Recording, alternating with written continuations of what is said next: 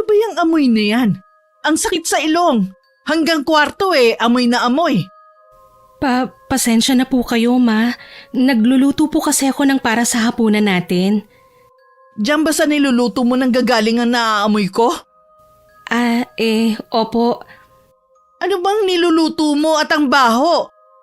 Nagluluto po kasi ako ng dinengdeng. Baka po yung bagoong ang naaamoy ninyo. Ginigisa ko po muna kasi bago ko lagyan ng sabaw. Bagoong baka mo? Sino nagsabi sa'yo na pwede ka magluto ng putahe na may bagoong dito sa bahay? Kuwan po kasi Yun po kasi ang pangunahing sangkap sa niluluto ko. Ikaw talaga na babae ka. Hindi mo ba alam, sa lahat ng amoy, bagoong ang pinakaayaw ko. Tingnan mo tuloy amoy sa buong bahay. Ang hirap pa naman tanggalin ng amoy. Kumakapit ng husto sa mga kortina. Pasensya na po kayo, Mama. Hindi ko po kasi alam eh. Huwag mo nga akong iyakan. Sino sa tingin mo ang kakain yan? Wala namang kumakain ng dininding sa bahay na to kahit si Ryan. Ako na lang po ang kakain ng niluto ko. Sino pa nga ba? Sa susunod magtatanong ka muna. Hindi yung basta ka nalang mangingialam dito sa kusina. Opo. Pasensya na po talaga, Mama. Nasan ba si Salud? Bakit hinahayaan kanyang mangialam dito sa kusina? Umalis po siya eh. Nandito na po ako, senyora. Saan ka ba nagpunta ha? Di po ba inutusan niyo ako na pumunta sa bayan para bumili ng gamot niyo? Bakit ang tagal mo? Marami po kasing tao sa botika, senyora. Ang dami mong dahilan. Sa susunod kapag inutusan kita, huwag kang magtatagal sa labas. May nangyari po ba habang wala ako? Ito kasing si Nympha. Nangialam dito sa kusina. Hindi mo ba naaamoy? Amoy bagoong ang buong bahay. Naaamoy ko nga po. Pagpasensyahan niyo na lang po si Nympha. Hindi naman po niya alam na ayaw niyo ng bagoong May magagawa pa ba ako? Gumawa ka na lang ng paraan para mawala ang amoy. Ayokong datnan ni Ryan na amoy bagoong ang buong bahay. Opo, ako na po ang bahala. Sabay pa namin sinundan ng tingin ni Manang Salud ang biyanan ko. Habang naglalakad palabas ng kusina, hinila naman ako ng matandang kasambahay sa kwarto nito at saka nag-usisa sa nangyari. Doon hindi ko na napigilan ng umiyak sa harapan nito. Hinayaan na niya muna ako habang hinahagod-hagod ng likod ko. Ayos na ba ang pakiramdam mo? Opo, kahit papano po gumaang ng dibdib ko. Ay, ikaw na lang ang bahalang magpasensya sa biyanan mo ha. Masasanay ka rin sa ugali niya. Ang hirap niya pong pakisamahan eh. Lahat na po ginagawa ko, pero hindi pa rin sapat para sa kanya. Lagi na lang niya akong hinahanapan ng maling ginagawa. Ganon yata talaga kapag hindi boto sa'yo ang biyanan mo. Ganyan din kasi ang naging biyanan ko doon Sana lang, hindi mangyari sa'yo nangyari sa akin. Ano po ang nangyari sa inyo ng asawa niyo? Hindi rin nagtagal ang pagsasama namin ng asawa ko. Dahil sa pakikialam ng biyanan ko sa pagsasama namin. Sa huli naghiwalay na lang kami. Kaysa naman lagi kami nag-aaway. Ang lungkot naman po nang nangyari sa inyo. Hindi man lang ba kayo pinaglaban ng asawa niyo? Ay, hindi Mas pinili niya ang kanyang ina kaysa sa akin. Mabuti na nga lang wala kami naging anak. Hindi naman po siguro mauuwi sa hiwalayan ng pagsasama namin ni Ryan. Alam ko po mahal niya ako at ipaglalaban. Alam ko naman na mahal ka ni Ryan Nakikita ko naman yon. Kaya ang maipapayo ko sa'yo, tatagan mo ang loob mo. Oho, gagawin ko ho yan alang-alang sa pagsasama namin. Ang mabuti pa, ililista ko na lang ang mga pagkain na gusto at ayaw nila para maiwasan mo yung nangyari kanina. Akala ko pa naman po matutuwa sa akin ng mama. Yun pala, palpak na naman ako. Huwag ka nang malungkot. Balang araw makukuha mo rin ang kiliti ng biyanan mo. Niyaya na ako ni Manang Salud sa kusina Tulungan ko daw siyang maghanda ng hapunan. Wala rin akong nagawa nang ipag-utos ng biyanan ko na itapon ang bagoong at ang ulam na niluto ko. Pagdating naman ni Ryan, napansin niya agad ang pamumugto ng mga mata ko. Umiyak ka ba? Ha? Hindi. Napuwing lang ako kanina. Ah, ganun ba? Ano nga palang ulam? Kanina pa kasi ako nagugutom eh. Nagluto si Manang Salud ng afritada. Tinulungan ko siya. Talaga? Mabuti naman. Yung paborito ko palang ulam ang niluto ni Manang. Tiyak na mapaparami ang kain ko nito. Sasabihin ko kay Manang Salud na maghain na. Susunod na rin ako. Magpapalit lang ako ng damit. Susunod na daw po siya, Mama. Magpapalit lang daw po siya ng damit. Iniwan ko na si Ryan sa kwarto namin. At tumuloy na ako sa kusina. Naabutan ko doon ang biyanan ko na nagmamando kay Manang Salud. Tumulong na rin ako sa paglalabas ng mga plato at kubyertos para sa hapunan. Ramdam ko naman ang pagsunod sa akin ng tingin ng biyanan ko.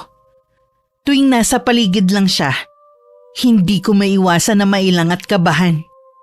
Pakiwari ko kasi, dinumiraw ang bawat kilos ko sa bahay na yun. 2 buwan pa lang kaming kasal ni Ryan, kaya nangangapa pa ako sa ugali ng biyanan ko. Gusto ko sanang bumukod kami ng asawa ko. Kaya lang nag-aalala naman si Ryan na iwan mag-isa ang kanyang ina. Kaya wala akong pagpipilian kundi ang magtiis na lamang at makisama sa mama nito. Nympha, hindi pa ba lalabas si Ryan? Susunod na daw po siya, Mama. Magpapalit lang daw po siya ng damit. Bakit kasi hindi mo hinintay? Pupuntahan ko na lang po siya. Wag na. Ilabas mo na lang ang ulam dito. Opo, Mama. Ikaw naman, Salud. Bakit 2 putahe lang ang ulam na niluto mo? Diba sabi ko sa'yo, tuwing dito kakain si Ryan, gusto ko lahat ng paborito niyang ulam ang iluto mo. Paborito naman po niya ang niluto kong afritada. Yun lang ang ipapaulam mo sa kanya?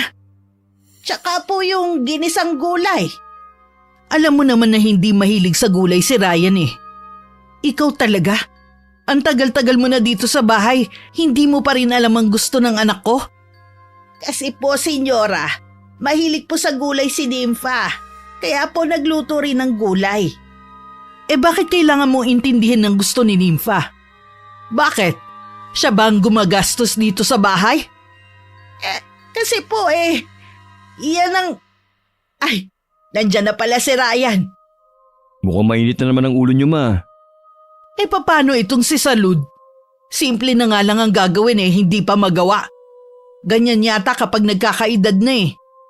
Ano bang hindi nagawa ni Manang Salud na ikinagalit niyo? 1 putahe lang ang nailutong ulam at nagisa daw ng gulay dahil yun ang gusto ng asawa mo. Sinabihan ko po talaga na magluto lagi si Manang Salud ng gulay at mahilig si Nympha sa mga ganong ulam. Eh di sana, dinagdagan niya ang niluto niyang putahe ng ulam. Malit na bagay lang naman yan para pagtalunan pa. Mabuti pa kumain na tayo. Pinaupo na ako ni Ryan at saka siya umupo sa tabi ko. Napansin ko rin na matalim na tingin sa akin ng biyanan ko habang nilalagyan ng asawa ko ng kanin at ulam ang plato ko. Kahit gutom ako, parang hindi ko malunok ang kinakain ko dahil sa matatalim na sulyap na ibinabato sa akin ng biyanan ko. Tuwing susulyapan siya ni Ryan, nakangiti naman ito. Sa marami ding pagkakataon, lagi niyang inaagaw ang atensyon ni Ryan sa akin. Gusto niya siya lang ang kinakausap nito. Nang matapos ang hapunan, tinulungan ko muna si Manang Salud na magligpit ng pinagkainan namin. Hindi mo na dapat ako tinutulungan. Kaya ko naman ito Hindi po kasi ako sanay na hindi tumutulong sa gawaing bahay Tsaka masaya po ako sa ginagawa ko. Napakaswerte talaga ni Ryan sa'yo. Bukod kasi sa maganda ka, mabait pa. Maaasahan ka pa sa gawaing bahay. Baka naman po lumaki na ang ulo ko sa mga papuri niyo sa akin, Manang. Totoo naman kasi. O paano? Puntahan mo muna ang asawa mo. Magsasara na lang naman ako ng mga pinto. Kaya ko na to. Salamat nga pala, Iha. Sige po, Manang Salud. Bukas na lang po ulit. Nang pumasok ako sa kwarto naming mag-asawa, wala pa doon si Ryan.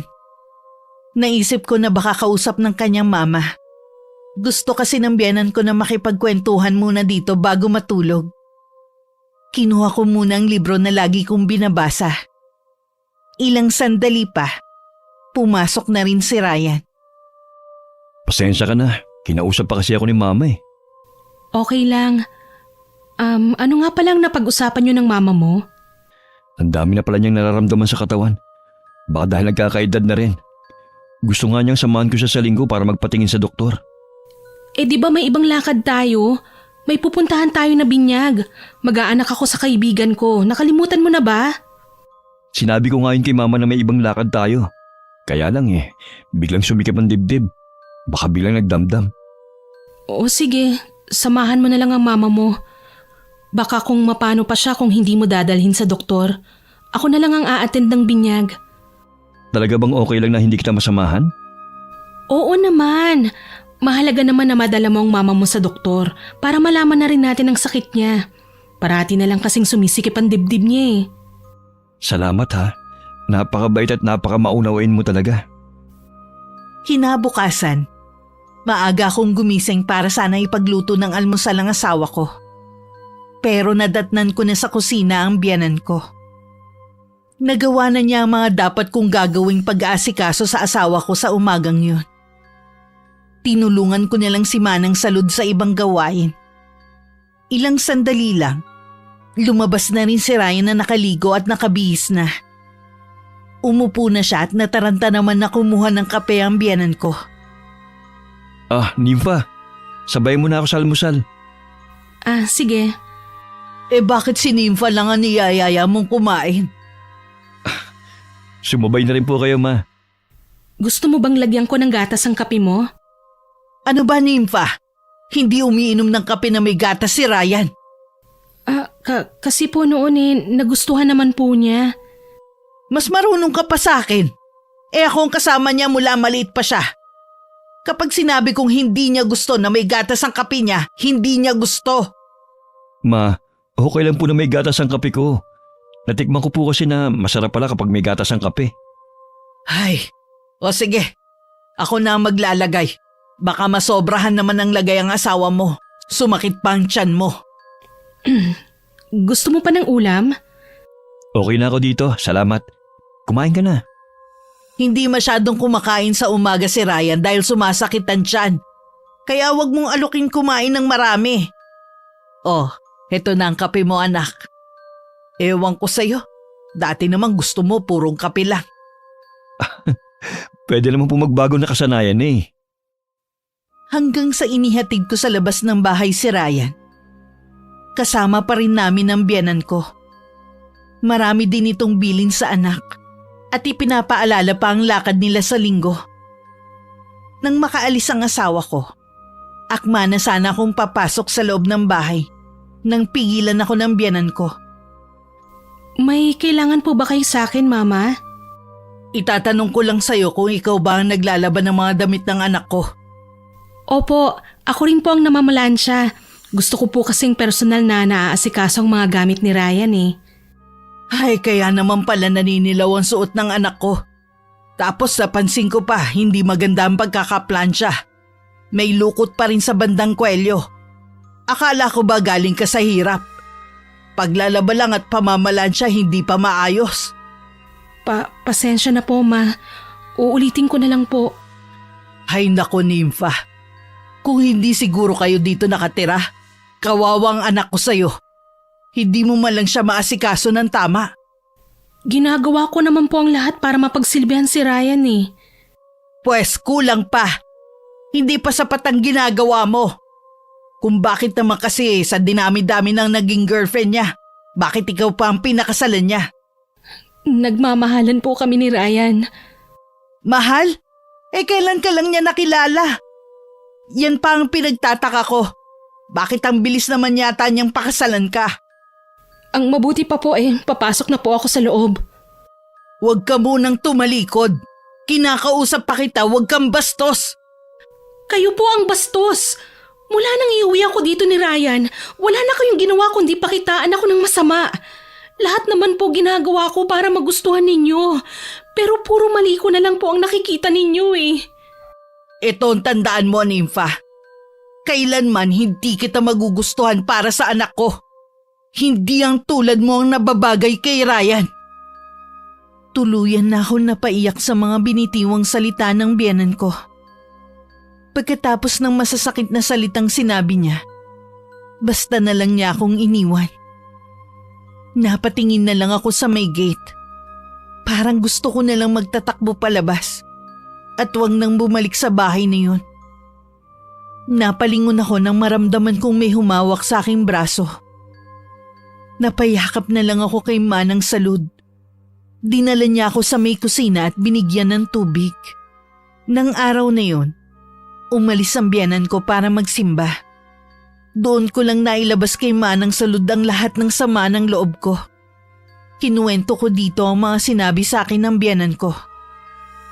Grabe talaga ang biyenan mo, no? Habang tumatanda, lalong lumalala ang ugali niya. Regular pa naman siyang nagsisimba. Pero hindi naman niya isinasabuhay ang sermon ng pari sa misa. Hirap na po ako, Manang. Lahat na nga ginagawa ko eh. Bakit hindi mo kausapin ang asawa mo? Aba, hindi naman yata tama ang ginagawa ng biyenan mo. Kung magsusumbong po ako kay Ryan, baka naman po silang mag-inang mag-away ng dahil sa akin. Kung hindi ka kasi magtatapat sa asawa mo sa mga ginagawa ni Senyora, gagawin niya ulit yun sa'yo. Ay, kakausapin ko po mamaya si Ryan. Nang dumating si Ryan, agad ko siyang sinamahan sa kwarto namin. Akma na sana akong magsasalita nang biglang kumatok ang biyenan ko at sabay pasok sa kwarto namin. Tutup nito ang sariling dibdib at tila hirap na hirap huminga. Agad itong tinulungan ni Ryan at dinala sa kwarto nito. Hindi ko maiwasan na mag-alala sa biyenan ko na baka malala na ang sakit nito. Pinuntahan ko na lang si Manang Salud sa kusina. Nasabi mo na ba sa asawa mo? Hindi pa nga po eh. Bigla po kasing dumating ang mama niya. Masama po ang pakiramdam niya at hirap makahinga. Sinamahan po muna siya ni Ryan sa kwarto nito. Hindi ba sasabahan naman ni Ryan sa doktor bukas? Malalaman natin kung talagang may sakit nga ba siya o umaarte lang. Tingin ko naman po ay may sakit ang mama niya. Hindi naman po niya yun pwedeng dayain eh. Buhay pa ang ama ni Ryan. Nagtatrabaho na ako sa pamilya na to. Basta sabi kong kilalang kilala ko na yung si Senyora Imelda. Ano naman po kaya ang dahilan niya para magpanggap na may sakit? Ano pa nga ba? Para manipulahin ng asawa mo. Kilala ko po si Ryan. Hindi siya papayag na maging sunod-sunuran na lang sa kanyang ina. Dati, wala nang ginawa yang si Ryan kundi ang sumunod sa mama niya. Pero nang magkakilala kayo, natuto siyang tumayo sa sarili niyang paa. Siguro natatakot si Senyora na maimpluwensyahan mo ang asawa mo at iwan siya. Kahit naman po gusto kong bumukod, nirerespeto ko po ang desisyon ni Ryan na wag iwan ang kanyang ina. Naiintindihan ko naman po na nag-iisa lang siyang anak at walang aasahan ng mama niya kundi siya. Kaya lang po, ang hirap pakisamahan ng mama niya eh. Hay, kung talagang mahal mo ang asawa mo, magtitiis ka sa piling niya. Hindi naman habang buhay makakasama mo ang biyenan mo. Pero sinasabi ko na sa'yo, hindi magiging madali ang lahat. Nung hapunan hindi sumabay sa amin ang biyenan ko. Hinatiran na lang siya ng pagkain ng asawa ko. Natagalan rin siya sa loob dahil kinailangan pa niyang subuan ng mama niya. Dahil ayaw kumain mag-isa. Hinintay ko pa rin siya para sabay na kaming kumain. Nang lumabas siya, halos hindi nabawasan ang dala nitong pagkain. Kumusta ang mama mo? Ayos naman na. Natutulog na siya ngayon. Buti napilit kong kumain kahit konti. Ano kaya ang sakit ng mama? Madalas daw manikip ang dibdib niya eh. May sakit ba sa puso ang mama mo? Ngayon lang naman siya dumaing ng paninikip ng dibdib. Kaya gusto ko na rin siyang dalhin sa doktor para malaman na natin ang totoong sakit niya. May awa ang Diyos. Gagaling din ang mama mo. Ipanalangin na lang natin na sana hindi ganun kalubha ang sakit niya. Sana nga. Hindi ko kakayanin kapag pati ang mama mawala din ng maaga kagaya ni Papa. Kinabukasan, araw ng linggo. Maagang umalis ang asawa ko at ang mama niya para pumunta ng doktor. Luluwas pa kasi sila ng Maynila dahil dun gustong magpatingin ng biyanan ko. Ako naman, 9:00 pa ang alis para sa dadaluhan kong binyag. Nasa kabilang barangay lang naman ang okasyon, kaya hindi ko kailangan magbadali. Nang makagayak na, nagpaalam na ako kay Manang Salud na aalis na. Sa simbahan na ako tumuloy kung saan gaganapin ang binyag. 5 pares ng ninong at ninang ang kinuha ng kaibigan ko. Pawang mga malalapit na kaibigan lamang. Naging magkaklase kami nito mula elementarya hanggang high school. Nagkahiwalay lang kami ng landas. Nang iba ng kurso ang kuhanin namin pagdating sa kolehiyo. Alam din nito ang kwento ng buhay ko. At ganun din ako sa kanya. Nang matapos ang seremonyas ng binyag, tumuloy na kami sa bahay ng napangasawa niya. Hindi ko inaasahan na parang piyesta pala ang handaan na madaratnan ko. Maraming lamesa na nilagyan ng sapin na tela. Sa mahabang lamesa ay naroon ang napakaraming handa. Nabanggit sa akin ng kaibigan ko na malaki daw ang pamilya ng asawa nito. Kaya hindi maaaring hindi maghahanda. Sa buong maghapon na naroon ako, kahit papano nakalimutan ko ang suliranin ko sa bahay. Bago umalis, nagpadala pa ng ulam ang kaibigan ko sa akin. Tuwang-tuwa naman si Manang Salud dahil hindi na daw niya kailangan magluto ng ulam para sa hapunan. Ang bait naman ng kaibigan mong yon. Ayoko nga po sanang tanggapin dahil nahihiya ako Kaya lang po siya itong mapilit Kapag mga ganyan, huwag ka nang mahihiya. Yung iba nga kahit hindi pa binibigyan, sila na kusang nagbabalot ng mga dadalhin nila. Naku po, ayoko naman ng ganun. Mas nakakahiya po yun. Kaya nga kaya swerte mo sa kaibigan mong yon. Dumating na po ba si Ryan? Hindi pa nga Ang mabuti pa, magpahinga ka na muna sa kwarto nyo. Tatawagin na lang kita kapag dumating na sila. Sinunod ko nga ang sabi ni Manang Salud. Nang nasa kwarto na ako, noon ko naramdaman ng pagod. Kaya naman humiga muna ako para sana umidlip. Hindi ko akalain na mapapahaba ang tulog ko. Namalayan ko na lang na may humahaplos sa pisngi ko. Kaya ako naalimpungatan. Ang nakangiting si Ryan ang nabungaran ko. Kanina pa ba kayo dumating? May kalahating oras pa lang naman. Oh, kumusta ang pagpunta mo sa binyag ng inaanak mo? Masaya naman. Sayang nga hindi ka nakasama Kumusta pala ang pagpapatingin ng mama mo sa doktor? Ayos naman. Wala namang nakitang sakit sa kanya Pinayuhan lang siya ng doktor na magpahinga. Baka dahil sa may edad na nga rin. Tsaka baka daw sa pagod kaya nakakaramdam siya ng paninikip ng dibdib. Mabuti naman wala palang sakit ang mama mo. Nag-aalala rin ako sa kanya Mabuti pa lumabas na tayo para maghapunan. Sabi ko kasi kay Manang Salud maghain na para maaga makapagpahinga ang mama. Magkahawa kamay pa kaming lumabas ng kwarto namin. Hanggang sa kusina. Naabutan na namin na nakaupo na ang biyanan ko at naghihintay sa amin. Bigla ring nag-iba ang kanyang timpla nang mapasulyap sa amin. Nahuli ko pa ang pag-ismid niya na binaliwala ko na lang. Inalalayan pa ako ng asawa ko na maupo at saka siya naupo sa tabi ko. Ang tagal niyo namang lumabas. Kanina pa ako nagugutom Pasensya na po ma. Sige na po, kumain na tayo. Mukhang masarap ang mga niluto mo, Salud Ngayon lang kita nakitang nagluto ng ganitong ulam. Ako, pasensya na senyora. Hindi ko po niluto yan. Hindi ko nga po alam ang tawag sa mga ulam na yan Sinong nagluto nito? Ay, dala po ni Nympha galing sa handaan. Ano? Galing sa handaan ng mga to? Opo, senyora. Mabait nga po yung kaibigan niya at naisipan pang magpadala. Nympha, talaga bang wala ka nang gagawing tama dito sa pamamahay ko, ha? Ano pong ibig niyong sabihin, Mama? Nagtatanong ka pa talaga? Bakit ka nagdala ng mga pagkain na hindi naman natin alam kung malinis ba ang pagkakaluto? Gusto mo bang magkasakit kami ng anak ko, ha? Hindi naman po yun ang intensyon ko, Mama. Tsaka nakakahiya naman po kung hindi ko tatanggapin eh. Eh di sana kayo na lang ni Manang Salud ang kumain nito. Hindi yung ihahain mo pa sa amin. Pasensya na po, Mama.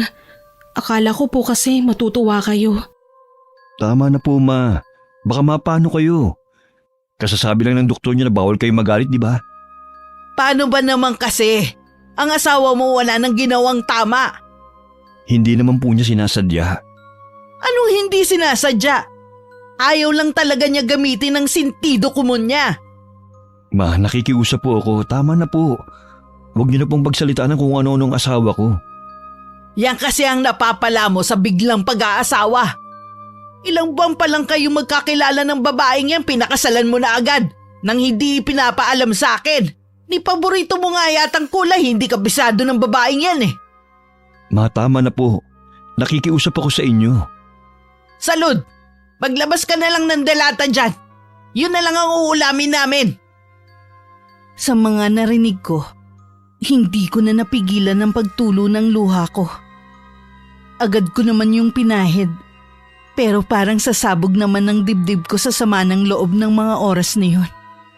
Kung hindi nga lang ako magmumukhang bastos, aalis na lang sana ako sa harap ng hapagkainan.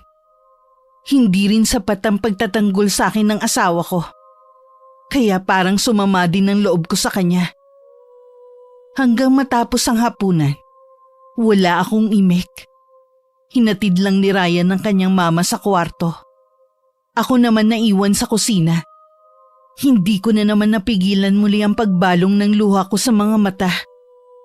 Awang-awa naman sa akin si Manang Salud.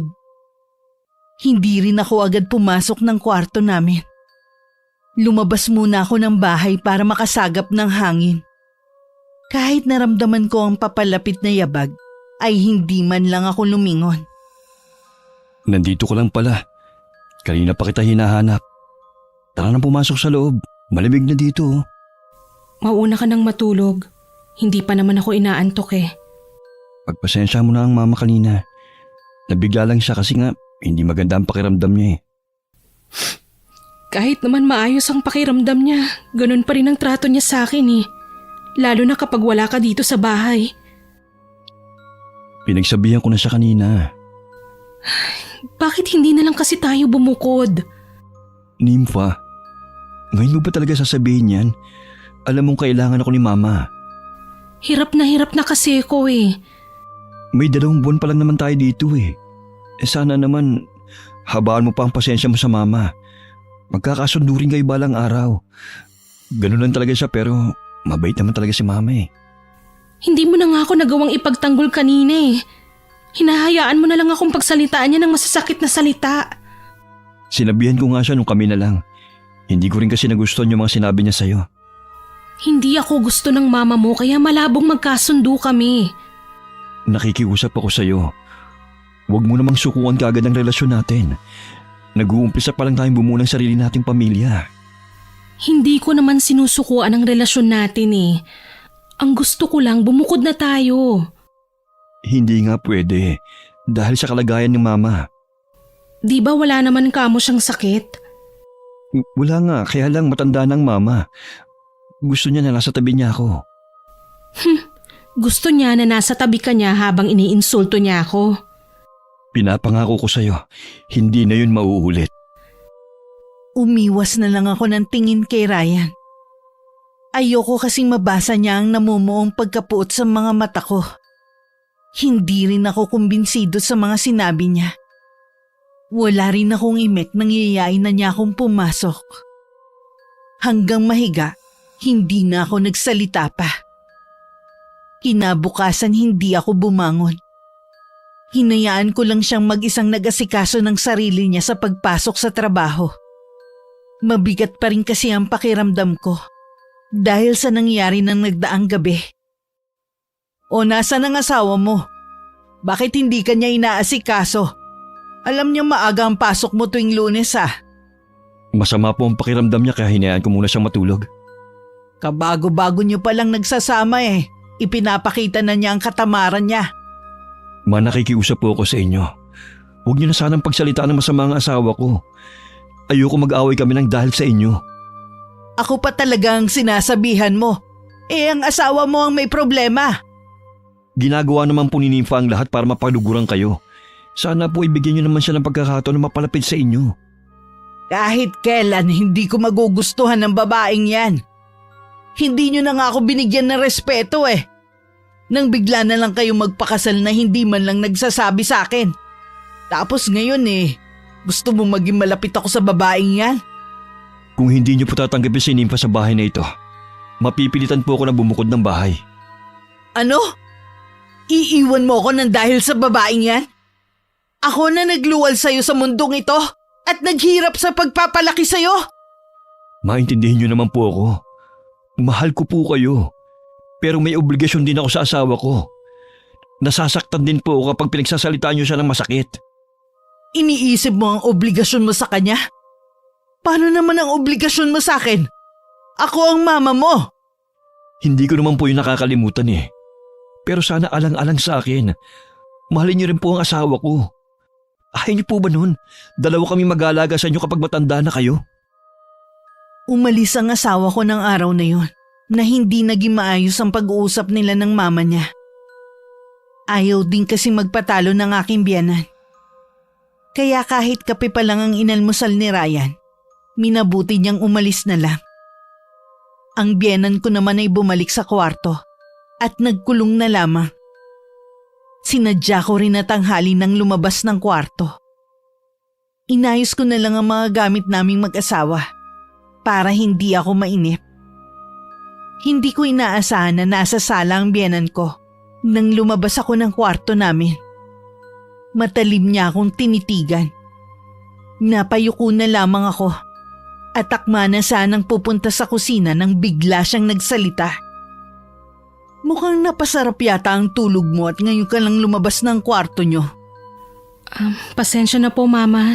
Masama po kasi ang pakiramdam ko kaya tanghali na ako lumabas. Nang dahil sa'yo nagkakagulo kami ng anak ko. Hindi ko po alam ang sinasabi niyo. Huwag ka na magmaang-maangan pa. Kung ano-ano sigurong sinasabi mo sa anak ko. Wala po akong sinasabi kay Ryan. Sinungaling. Dahil sa'yo, nag-iisip ang anak ko na bumukod na lang kayo. Sa tingin ko po wala namang masama kung bubukod po kami. Ganun naman po talagang mag-asawa. Kailangan nakabukod na ng bahay. Alam mo namang wala akong kasama dito sa bahay. Tapos susulsulan mo pang iwan ako. Nandyan naman po si Manang Salud. Hindi niya po kayo pababayaan. Si Ryan ang kailangan ko, hindi si Salud. Sana naman po maintindihan ninyo ang anak ninyo. Huwag naman po sana kayong maging hadlang sa kaligayahan niya. Ikaw ang sumisira sa samahan naming mag-ina. Hindi kita mapapatawad sa ginawa mong to. Hindi ako makakapayag na ilayo mo sa akin ang kaisa-isa kong anak. Nagtatatakbo papasok sa kwarto ang biyanan ko. Habang nakasunod lang ako ng tingin dito. Lalo tuloy na dagdagan ng inis ko sa kanya. Dahil umaasta siya na parang bata. Tumuloy na lang ako sa kusina. Naabutan ko si Manang Salud na naghihiwa ng mga rekado sa lulutuin niyang ulam sa pananghalian. Sa pagkakatingin niya sa akin, alam kong narinig niya ang sagutan namin ng biyanan ko. Hindi ko naman po gustong sagutin ng mama ng ganun eh. Wala namang masama sa mga sinabi mo eh. Mabuti nga mag-alang mo pa siyang sinagot. Ay, hindi ko na nga po alam ang gagawin ko. Tama nga sigurong bumukod muna kayong mag-asawa. Baka kapag nawala kayo dito mapagtanto ni Senyora ang mga mali niyang ginagawa sa'yo. Kaya lang po ayaw iwan ni Ryan ng mama niya. Dapat ngayon pa lang Magdesisyon na si Ryan sa dapat niyang gawin. Naaawa din naman ako sa kanya dahil naiipit siya sa sitwasyon. Pero tama lang na ikaw ang paboran niya. Hindi na rin kasi makatao ang ginagawa ng senyora sa'yo. Salamat po Manang Salud. Naiintindihan ninyo ako. Kung wala po siguro kayo dito, baka sumuko na ako. Parang mga anak na ang turing ko sa inyo ni Ryan. Nahihirapan din ako sa sitwasyon niyo. Pasensya na kayo ha. Wala din akong magawa eh. Kasambahay lang naman ako dito. Yun pong nandyan kayo kapag kailangan ko ng kausap, malaking bagay na po yun sa akin. Dinalhan na lang ni Manang Salud ng pagkain nung tanghali ang biyanan ko. Kami na lang dalawa ang nagsalo. Pagdating naman ni Ryan, kibuin dili ko siya. Hindi pa rin kasi nawawala ang pagtatampo ko sa kanya. Kahit may dala pa siyang pasalubong, hindi nun napawi ang bigat sa dibdib ko. Humahangos naman na lumapit sa amin si Manang Salud. Aniya hindi na naman makahinga ang biyanan ko. Natataranta namang pinuntahan ng asawa ko ang mama niya. Kasunod kami ni Manang Salud. Nadatnan naming walang malay ang biyanan ko. Agad siyang binuhat ni Ryan at dinala sa ospital. Gusto ko sanang sumama, pero pinili ko na lang magpaiwan. Ano po bang nangyari kanina? Nakahiga lang naman siya kanina. Tapos tinanong kung dumating na si Ryan. Nang sabihin ko nakausap mo, tumayo siya pero bigla na lang nanikip ang dibdib niya. Kaya lumabas ako para tawagin kayo. Sana naman po ayos lang ang mama. Bakit nga pala hindi ka sumama sa ospital?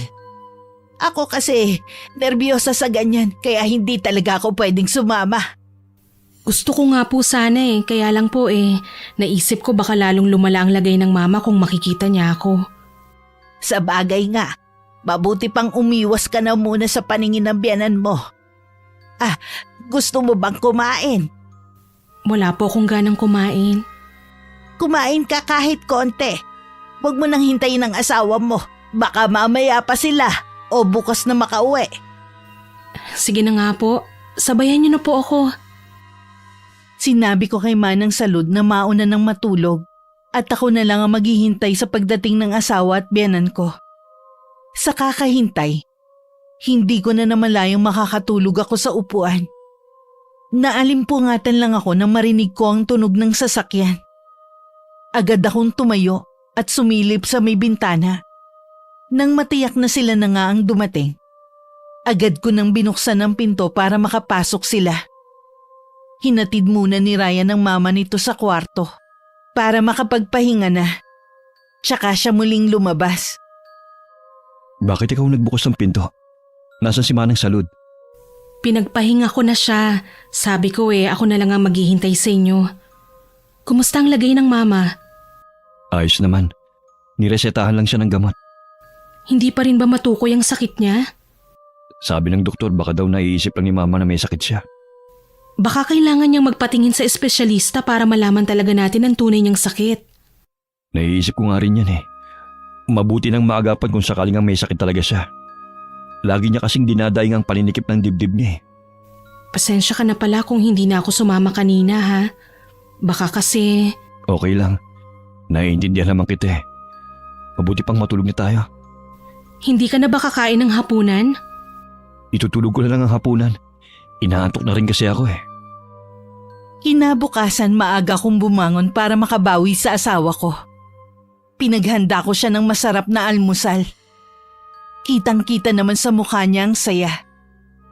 Bago umalis para pumasok sa trabaho, nagbilin muna ang asawa ko kay Manang Salud tungkol sa gamot na kailangan ipainom sa mama nito. Nang makaalis ang asawa ko, tinulungan ko muna sa gawaing bahay si Manang Salud. Nang lumabas na ng kwarto nito ang biyanan ko, tsaka naman ako pumasok sa kwarto naming mag-asawa. Nagbasa na lang ako ng libro na lagi kong binabasa. Sa kalagitnaan ng pagbabasa ko, nagulat na lang ako nang biglang bumukas ang pinto ng kwarto. Galit na pumasok ang biyanan ko. Bigla naman ako napabangon mula sa pagkakahiga ko.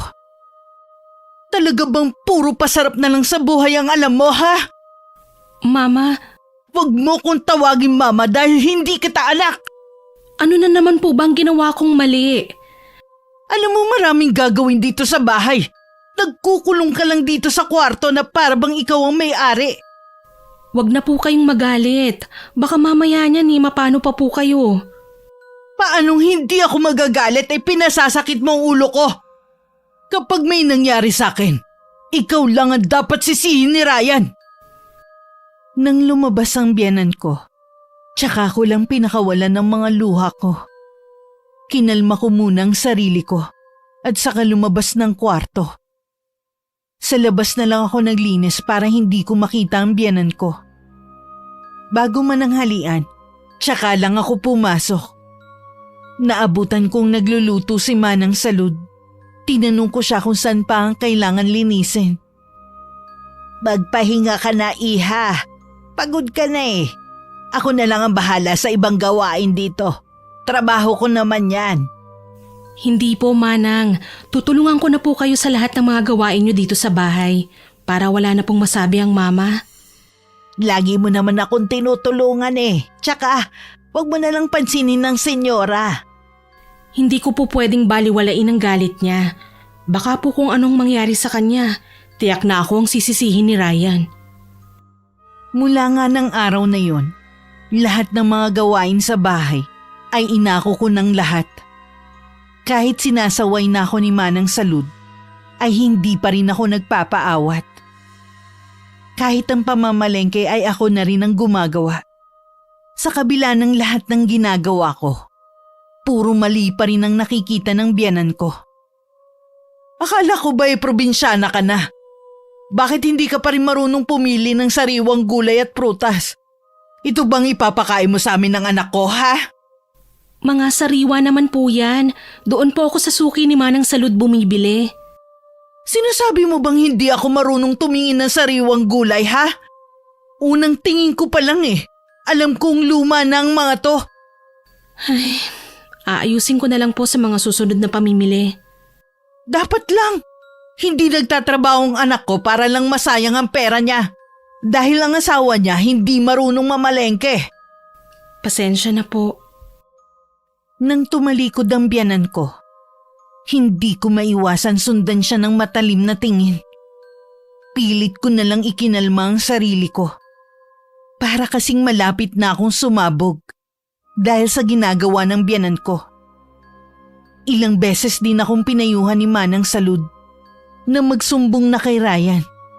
Pero mas pinili kong manahimik na lamang. Handa akong magtiis alang-alang sa pagsasama namin. Umaasa din ako na balang araw, magbabago din ang pakikitungo ng biyanan ko sa akin. Pagkatapos ng paglilinis mo dyan sa banyo, magdamo ka rin sa likod nitong bahay. Ang tataas na kasi ng mga damo. Baka mamaya pamahayan ng mga ahas. Pwede po bang bukas na lang po ng umaga ko yung gawin? Mainit na po kasi sa labas. Ngayon mo na gawin. At may iba pa akong ipagagawa sa'yo bukas. Sige po. O nga pala, wag na wag makakarating sa anak ko ang nangyayari dito sa bahay, ha? Dahil kung hindi, malilintikan ka sa akin. Oho. Sa sobrang pagod ko ng araw na yun, halos hindi na ako makakain. Kahit kasi maliit na bagay, sa akin pa inuutos ng biyanan ko. Napansin tuloy ni Ryan ang biglang pagbagsak ng katawan ko nang magkasarilinan kami sa kwarto. May sakit ka ba? Bigla ka kasing nangayayat eh. Wala naman. Marami lang kasing gawain dito sa bahay eh. Minsan wala na akong ganang kumain. Okay lang naman kung gagawa ka rito sa bahay. Pero ayoko magpapakapagod ka ng husto. Nandiyan naman si Manang Salud eh. Mabuti na rin yung gumagawa ako dito sa bahay para walang masabi ang mama mo. Siya bang may gusto na magtrabaho ko rito sa bahay? Hindi. Ang ibig ko lang sabihin para mapalapit ako sa kanya. Makikita niya na maaasahan naman ako sa bahay. Makinig ka. Ayokong gagawa ka rito sa bahay ng labag sa loob mo. Hindi kita dinala rito sa bahay para maging kasambahay namin. Ano ka ba? Masaya naman ako sa ginagawa ko eh. Alam mo naman na hindi ako sanay na walang ginagawa. Wala akong kamalay-malay na balak palang kausapin ni Ryan ang mama niya. Sinabihan niya ito na kung maaari ay huwag akong gawing utusan sa bahay na yun. Habang nag-uusap nga sila, bigla na namang nanikip ang dibdib ng biyanan ko. Sa pagkakataong yun, hindi na siya isinugod sa ospital ng asawa ko, kundi pinainom na lang ng gamot. Iwan mo na lang ako dito. Naman, wala naman akong intensyon na masama eh. Ang sa akin lang, sana naman po ay huwag niyong abusuhin ang asawa ko. May kusa naman yung pagdating sa gawaing bahay eh. Kung ano-ano siguro ang isinusumbong sa'yo ng babaeng yun. Wala pong sinasabi ang asawa ko. Eh bakit bigla mo kong kinausap ngayon kung hindi siya nagsusumbong sa'yo? Napansin ko na po ang pangangayayat niya. Maarte ang asawa mo sa pagkain. Hindi ko nakasalanan kung ayaw niyang kumain. Ang mabuti pa, magpahinga na po kayo. Padadalan ko na lang po kayo ng pagkain niyo. Hindi na lang tumuloy sa trabaho ng araw na yun si Ryan. Kahit isang araw lang, nagkaroon ako ng pahinga sa gawaing bahay at naging panatag din ng loob ko dahil hindi ako magagawang maltaratuhin ng biyanan ko. Nung hapunan, sumabay na sa amin ang biyanan ko sa pagkain. Gaya ng dati, lahat na lang pinupuna at pinapakaialaman niya. Nympha, lagyan mo ng tubig ang baso ng asawa mo. Kita mo na nga wala ng laman eh. Ano, hihintayin mo munang mabilaukan ng asawa mo bago mo lagyan? Oo po, pasensya na po, hindi ko napansin. Matagal na kayong nagsasama pero hindi mo pa rin alam kung paano asikasuhin ng asawa mo. Ma, kaya ko naman pong kumuha ng sarili kong tubig. Trabaho ng asawa mong pagsilbihan ka kahit sa maliit na bagay. Dapat alam niya yon. Pinasok niya ang pag-aasawa eh.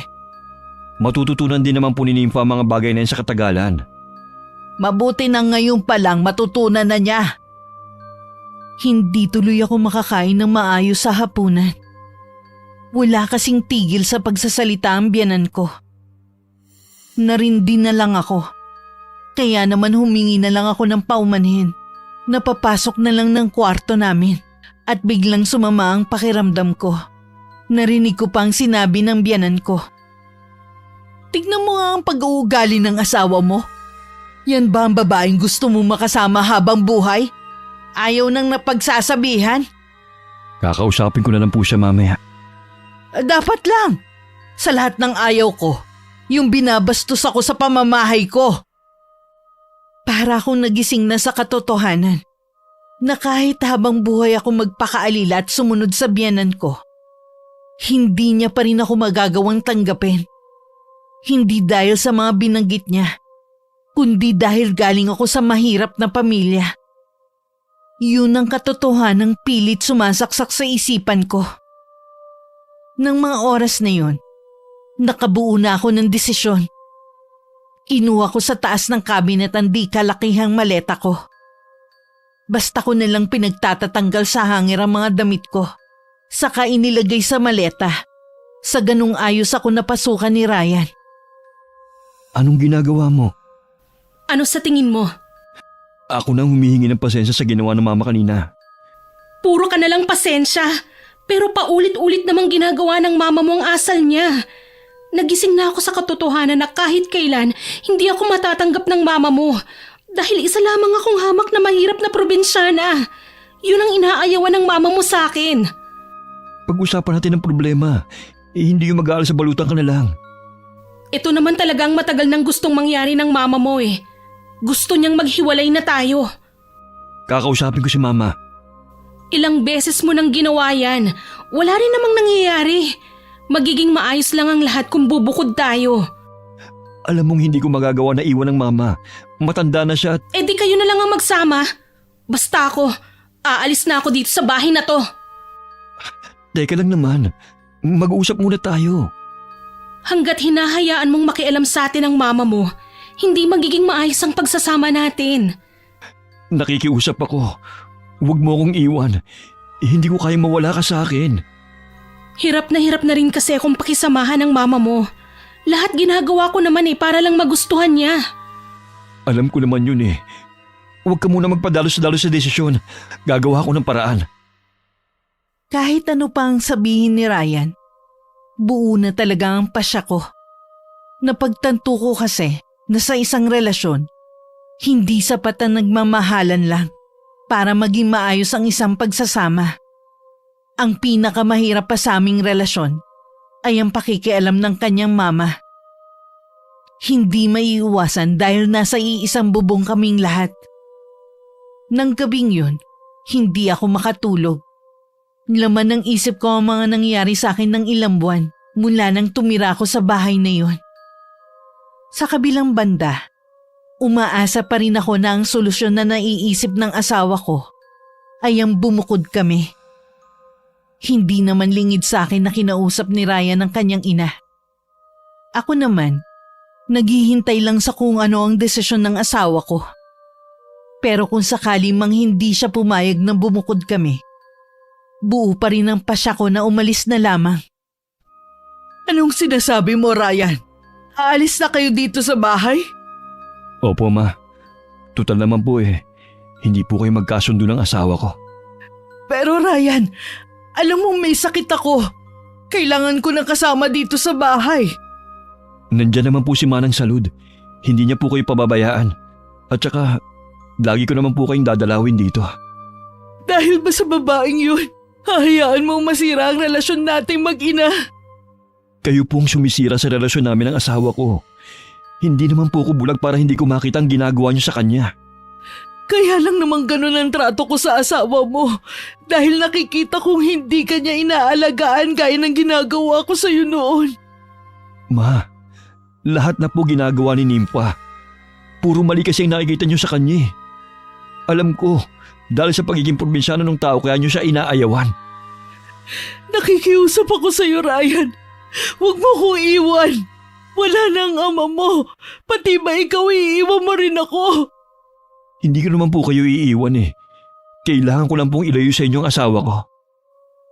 Talaga bang buo na ang pasya mo? Opo, nagpapahanap na po ako ng pwede naming upahan. Buong maghapong hindi lumabas ng kwarto ang biyenan ko. Dinadalhan lang siya ng pagkain ni Manang Salud, pero hindi nito ginagalaw. Sabi ng matandang kasambahay, nakahiga lamang ito at panay ang iyak. Nakikita ko sa asawa ko ang awa, pero hindi niya ito pinuntahan. Nabanggit din sa akin ng asawa ko na nakausap na niya ang ina. Sinabi na raw niya ang balak naming pag-alis sa bahay na yun.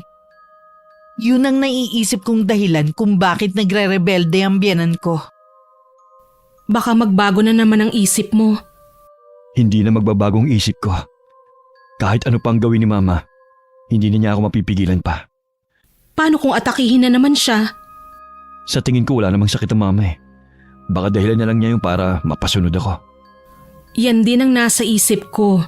Ayoko lang sabihin sa'yo. Baka kasi masamain mo Mahal ko si Mama. Pero hindi naman ako bulag sa mga kamalian niya. Sana maniwala ka na hindi ko intensyon na magkasira kayong mag-ina.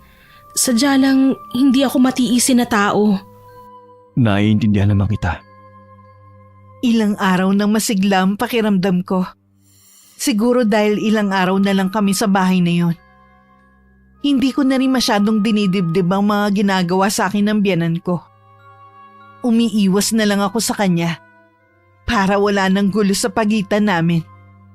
Kapag nasa labas siya ng kwarto niya, madalas na nagkukulong na lang ako sa kwarto namin. Minsan nasa kusina ako at tinutulungan ko si Manang Salud sa pagluluto. Ako na ang nagsalang ng karne ng baka na lulutuin naming bulalo. Nagtatawanan pa kami ni Manang Salud nang biglang dumating ang biyenan ko. Mukhang masaya yata kayong dalawa. Bakit? Dahil aalis na kayo ng anak ko dito sa bahay? Nagtatawanan po kami ni Nympha kasi. Huwag kang sumabat. Hindi ikaw ang kinakausap ko. Wala naman po kaming ginagawa ni Manang Salud. Siya wala. Pero ikaw ang laki ng perwisyong ginawa mo sa amin ng anak ko. Alam mo ba yun? Dahil sa'yo iiwan na ako ni Ryan. Kayo naman pong may kasalanan kung bakit iiwan kayo ni Ryan eh. Dahil sa masama ang ugali nyo. Walang yakang babae ka. Ako pa talagang sinabihan mo masama ang ugali. Bago pa ako makaiwas, nahablot na ng biyenan ko ang mahaba kong buhok. Si Manang Salud naman ay pilit na inilalayo sa akin ng biyenan ko. Pero itinulak lang siya nito. Kahit anong pakiusap ko, ayaw akong tantanan ng biyenan ko. Nang bitiwan niya ako, akala ko titigilan na niya ako. Pagtingin ko sa mukha ng biyenan ko, nanlilisik ang mga mata niya. Pakiwari ko ba wala na siya sa tamang katinuan? Bago ko pa mahulaan ang binabalak niya, kinuha na nito ang kaserolang may laman ng pinalalambot na baka at saka isinaboy sa mukha ko. Ang huling natatandaan ko, ang napakainit na likido na tila tumutunaw sa balat ko. Ni hindi ko nga maalala kung nagawa ko pa bang makasigaw. Nagising ako na puti lahat ang nakikita ko. Dama ko rin ang matinding kirot sa mukha at ilang bahagi ng katawan ko. Nang makita ko ang asawa ko na larawan ng pag-aalala, nun lang rumihistro ang nangyari sa akin. Naiyak na lang ako sa matinding traumang naranasan ko. Nasaan ako? Anong nangyari sa mukha ko? Bakit mahapdi? Huwag ka muna magsalita. Makakasama sa'yo yan. Sabihin mo ko anong nangyari sa mukha ko. Hindi ko pa alam. Nakabalot kasi ng benda. Ang mama mong may gawa nito. Oo. Sinabi nga sa akin ni Manang Salud ang nangyari. Magbabayad siya sa ginawa niya sa akin.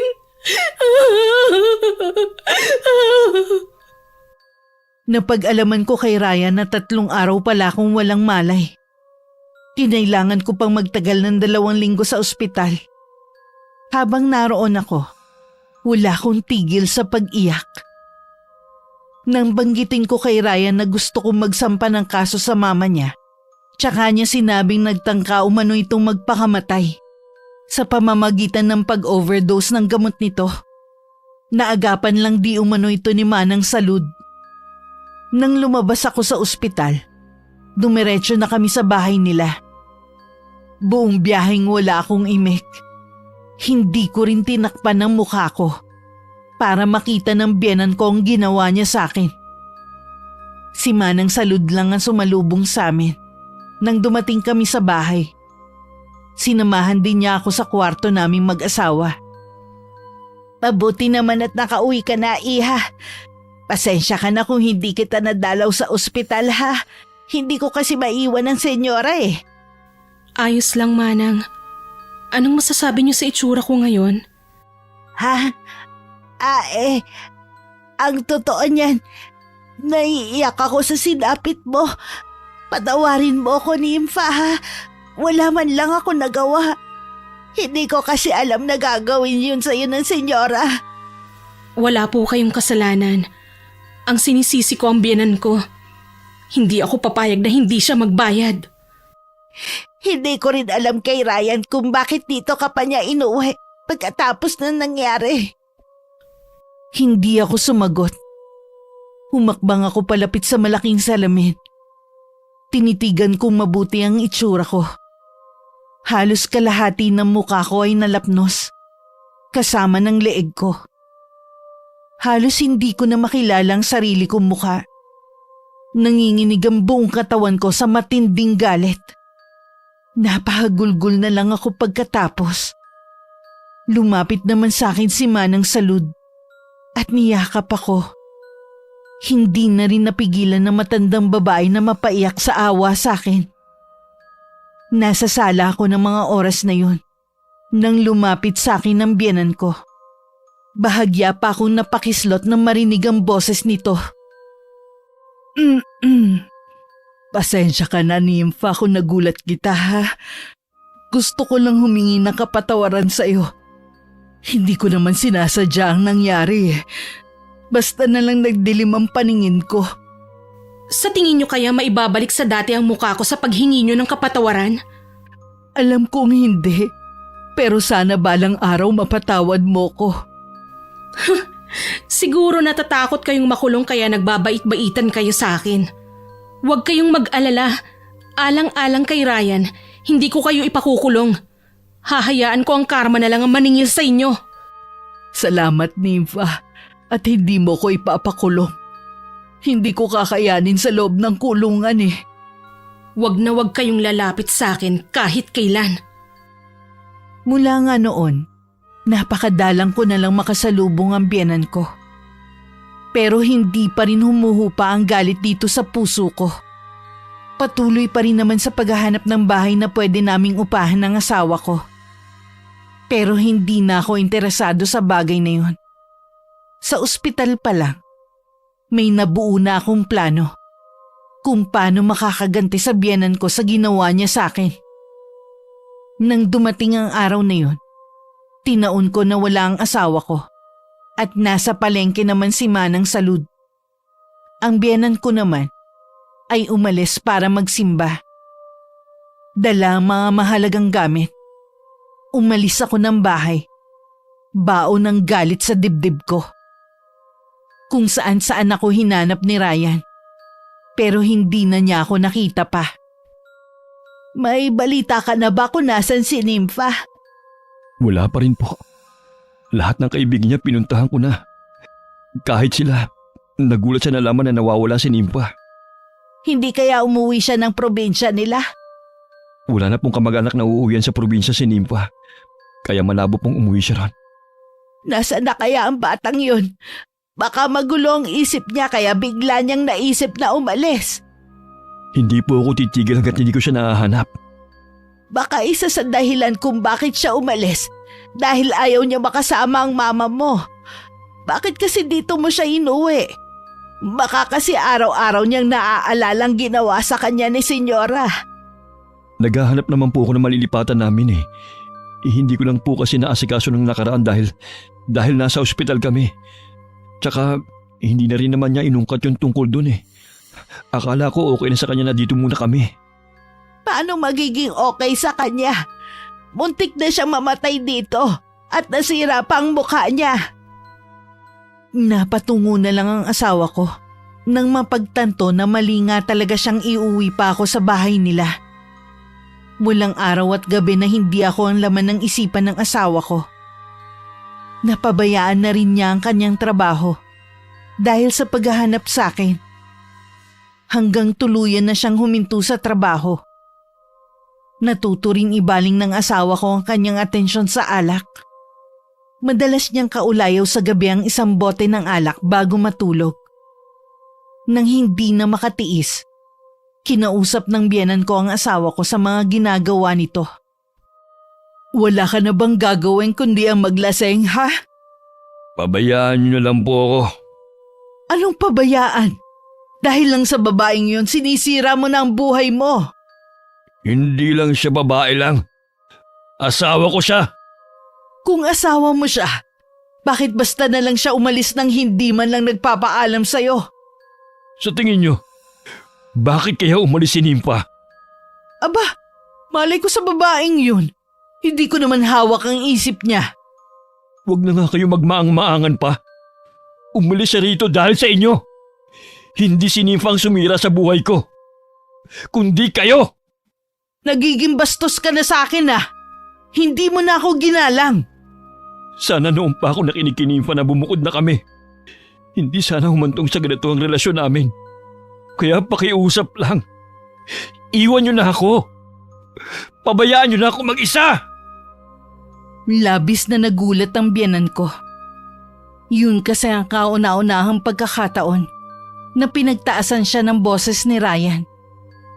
Ilang sandali muna ang pinalipas ng biyenan ko bago tumalikod. Pumunta siya sa kusina at naabutan niya dun si Manang Salud na naghahanda na para sa kanilang hapunan. Hindi ko na alam ang gagawin ko kay Ryan. Masyado po kasi siya nag-aalala kay Nympha. Ano bang meron sa babaeng yun at hindi siya makalimutan ng anak ko? Ginayuman niya yata si Ryan eh. Nagmamahalan lang po sila. Tsaka, maganda at mabait pong bata si Nympha. Kung bibigyan niyo lang sana siya ng pagkakataon na mapalapit sa inyo, tsak na magkakasundo kayo. Maganda ba ka mo? Pangit na nga siya ngayon. Tsak na ang dahilan niya kung bakit siya umalis. Dahil hindi na sila bagay ng anak ko. Huwag niyo po sanang kalilimutan na kayo ang dahilan kung bakit naging ganun ang itsura ni Nympha. Huwag mo nga mabanggit-banggit pa ang pangalan ng babaeng yun dito sa bahay. Pero senyora, Huwag ka ng mga tuwiran pa. Sundin mo na lang ako. Kahit ibinawalan ng biyanan ko ang pagbanggit sa pangalan ko, lagi pa rin bukang bibig ako ng asawa ko at ni Manang Salud. Minsan narinig ng biyanan ko ang dalawa na ako ang pinag-uusapan. Walang nagawa kundi tumalikod na lang siya at bumalik sa kwarto niya. Matulin na lumipas ang ilang buwan. Wala pa rin silang balita sa kinaroroonan ko. Parang gusto na rin sumuko ng asawa ko na matatagpuan pa niya ako.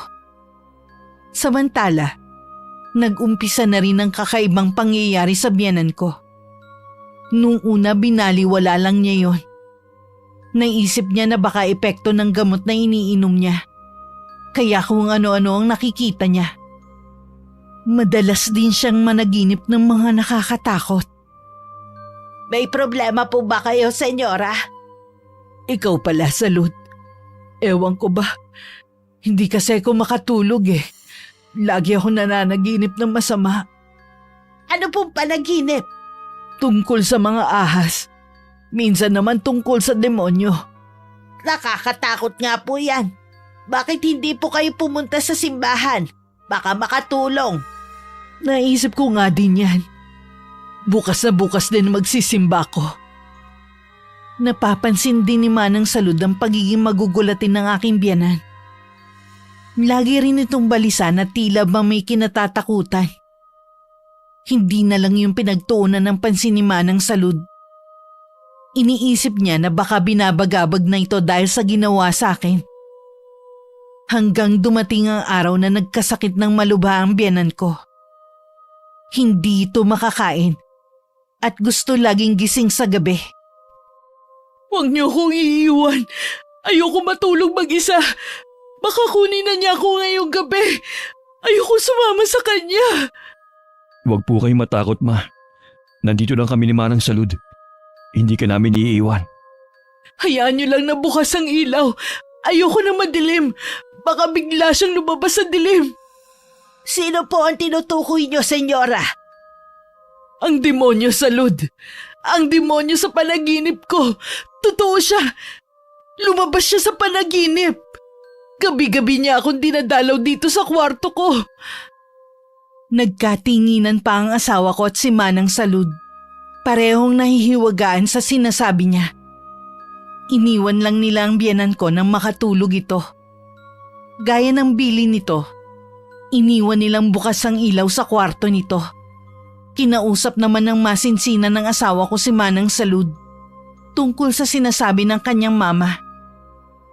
Nabanggit nga niya na nananaginip siya ng mga ahas at demonyo. Sabi ko pa nga pumunta siya ng simbahan. Baka kasi makatulong sa kung ano man ang bumabagabag sa kanya. Hindi na nga lang po siya nakapunta. Ayokong isipin na baka nasisiraan ng bait ang mama. Hindi naman siguro. Sa tingin ko may bumabagabag lang sa kanya. Kaya kung ano-ano ang nakikita niya. Minsan po kasi mahirap kalaban ng konsensya. Dahil kaya sa ginawa niya kay Nympha. Maaari din. Saksi ako sa mga kalupitan na dinanas ng asawa mo sa kanya. Ako ang laging umaalo sa kanya tuwing umiiyak siya. Hindi man lang niya nagawang magsumbong sa akin sa mga ginagawa sa kanya ni Mama. Iniisip ka kasi niya. Ayaw niya na magkagalit kayo ng mama mo nang dahil sa kanya. Nasaan na kaya si Nympha? Sana naman nasa maayos ang kalagayan. Lagi siyang kasama sa mga dasal ko na sana nasa mabuti siyang lagay. Walang kamalay-malay ang asawa ko at si Manang Salud. na ako ang nasa likod ng nangyayari sa biyenan ko. Nang umalis ako sa bahay nila, humingi ako ng tulong sa kaibigan ng tatay ko na isang mangkukulam. Mabuti na lamang, kabisado ko pa ang pagpunta sa baryo kung saan to nakatira. Nakilala ko siya nung bata pa ako. Madalas kasi akong isama ng aking ama para dalawin ito. Isa sa pinagkakakitaan nito noon ang pangungulam. Nung una ayaw nitong pumayag sa gusto ko. Matagal na di umano itong tumigil. Mula nang sunod-sunod na mamatay ang asawa at mga anak nito. Sa paniniwala nito, parusa yun sa kanya dahil sa ginawa niya. Nang malaman nito ang kaapihan na sinapit ko sa kamay ng aking biyenan, doon ko lang siya napapayag dahil sa awa sa akin. At alang-alang na rin sa pagkakaibigan nila ng aking ama nung nabubuhay pa to. Sa bahay tuluyan ng dinapuan ng malalang sakit ang biyenan ko. Halos igupo na siya nito sa higaan. Bakit ba hindi nila matukoy ang sakit ng mama? Kitang-kita na ngang naghihirap siya eh. Sa nakikita ko sa mama mo, hindi talaga siya kayang gamutin ng mga doktor. Ano pong ibig niyo sabihin? May palagay ako na kinukulam ang senyora. Kulam? Sino naman ang gagawa nun kay mama? Wala namang may galit sa kanya kundi si Nympha. Siya lang ang may motibo para gantihan ng mama mo. Hindi yung kayang gawin ni Nympha. Mabait ang asawa ko. Kahit anong bait ng isang tao, may hangganan din. Lalo't nakaranas ng kaapihan. Ano pong gagawin natin, Manang Salud? Ayokong mamatay ang mama. Baka pwede tayong humingi ng tulong sa isang albularyo. Baka may magawa pa siya. Maghanap po kayo, Manang Salud. Handa ako magbayad kahit magkano. Gumaling lamang ang mama. Sa pagtanong-tanong ni Manang Salud, nakahanap naman siya ng albularyo. Pero kahit ito ay walang nagawa para mapagaling ang biyenan ko. Pinahirapan pa ng hindi matukoy na sakit ito. At nasiraan na rin ng bait. Awang-awa man ang asawa ko sa mama niya. Pero wala rin siyang magawa para kahit papano ay maibsan ang paghihirap nito. Masama ba kung anak kong hihilingin ko na sana mamatay na lang ang mama? Masakit sa akin na makita siya nagdurusa. Sa tingin ko yun din ang gusto mangyari ng mama mo. Hindi niya man masabi. Kitang-kita naman sa mga mata niya na sumusuko na siya. Ayoko siyang mawala kaya lang. Tatagan mo ang loob mo. Huwag mo ipakita sa mama mo na nahihirapan ka. Alam mong hindi niya yung gugustuhin na makita ka ng ganyan. Gusto kong magalit kay Nympha. Bakit kailangan niyang gawin ito sa mama ko? Naniniwala ako na nadala lamang siya ng matinding galit dahil sa ginawa ng mama mo. Huwag ka sana magalit sa kanya. Hindi na magawang pumasok ng asawa ko sa kwarto ng mama niya. Tuwing nakikita kasi niya ang kalagayan ng biyenan ko, napapahagulgol na lang siya sa matinding awa.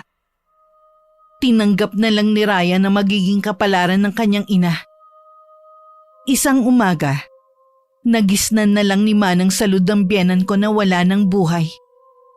Puno ng dugo ang damit nito at hinihigaan. Naisip ng matandang kasambahay na baka sumuka muna ito ng dugo bago nalagutan ng hininga. Napaiyak man, pero nagpapasalamat na rin siya na natapos na rin ang paghihirap ng amo. Walang nakakaalam sa totoong nangyari sa biyenan ko. Inilihim yun ng aking asawa at ni Manang Salud sa mga kamag-anak nila. Wala rin kasing maniniwala kung sasabihin nilang kulam ang ikinamatay nito. Walang kaalam-alam ang asawa ko. Nasa unang araw pa lang na nag-umpisa ang kulam sa kanyang mama. Lihim na akong nakasubaybay sa kanila. Kaya hindi lingid sa akin ang paghihirap niya dahil sa kalagayan ng kanyang ina. Isang linggo pagkatapos mailibing ang biyenan ko, sinundan ko si Manang Salud sa simbahan. Nagulat pa ito nang bigla akong humarang sa kanyang daraanan. Nympha, ikaw ba yan? Ako nga po.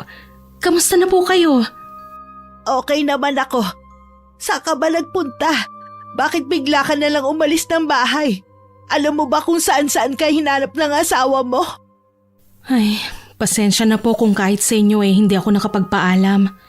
Alam ko kasing pipigilan niyo ako Hindi ko na po kayang tumira sa bahay na yon pagkatapos ng mga nangyari. Naiintindihan kita. Ang mahalaga ngayon mukhang nasa mabuti ka namang kalagayan. May 1 linggo na nga palang wala si Senyora Imelda. Alam ko po. Kung ganun tama kami. Ikaw nga ang may kagagawa ng pagkakasakit ng biyanan mo. Ganti ko yun sa ginawa niya sa akin. Alam mo masama ang gumante, Iha. Sana pinaubaya mo na lang sabay ka palang lahat.